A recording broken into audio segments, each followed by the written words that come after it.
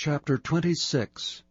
And the Ziphites came unto Saul to Gibeah, saying, Doth not David hide himself in the hill of Hachilah, which is before Jeshimon? Then Saul arose and went down to the wilderness of Ziph, having 3,000 chosen men of Israel with him, to seek David in the wilderness of Ziph.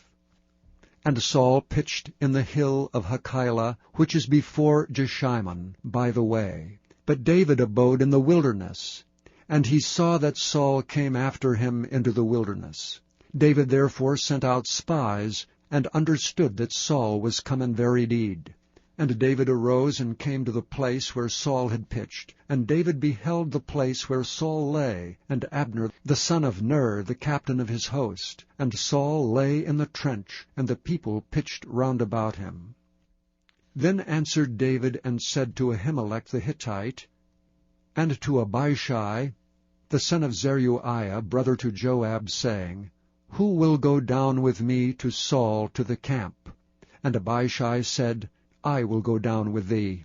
So David and Abishai came to the people by night, and behold, Saul lay sleeping within the trench, and his spear stuck in the ground at his bolster. But Abner and the people lay round about him. Then said Abishai to David, God hath delivered thine enemy into thine hand this day. Now therefore let me smite him, I pray thee, with the spear, even to the earth at once, and I will not smite him the second time. And David said to Abishai, Destroy him not, for who can stretch forth his hand against the Lord's anointed and be guiltless?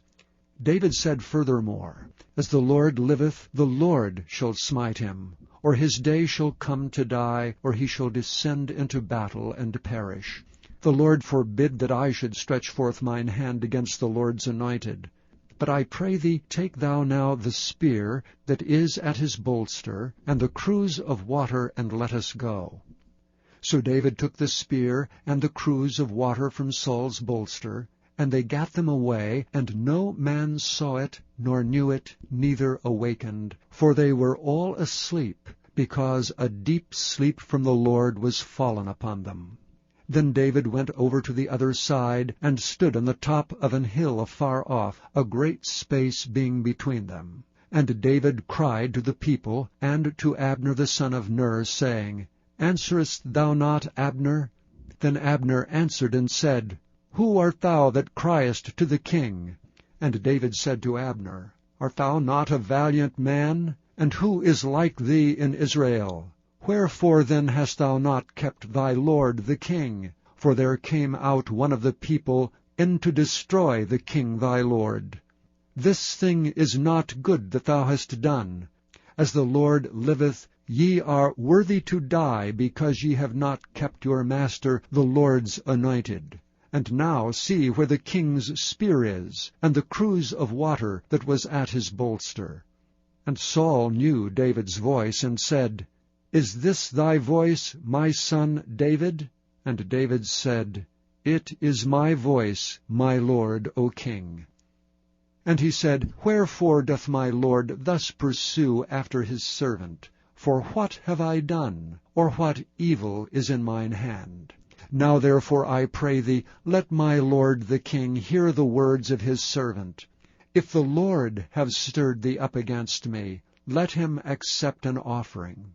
But if they be the children of men, cursed be they before the Lord, for they have driven me out this day from abiding in the inheritance of the Lord, saying, Go, serve other gods. Now therefore let not my blood fall to the earth before the face of the Lord. For the king of Israel is come out to seek a flea, as when one doth hunt a partridge in the mountains.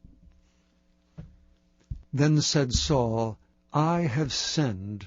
Return, my son David, for I will no more do thee harm, because my soul was precious in thine eyes this day. Behold, I have played the fool, and have erred exceedingly. And David answered and said, Behold the king's spear, and let one of the young men come over and fetch it. The Lord render to every man his righteousness and his faithfulness. For the Lord delivered thee into my hand today, but I would not stretch forth mine hand against the Lord's anointed. And behold, as thy life was much set by this day in mine eyes, so let my life be much set by in the eyes of the Lord, and let him deliver me out of all tribulation.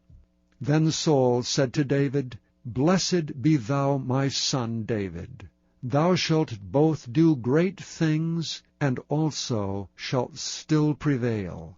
So David went on his way, and Saul returned to his place.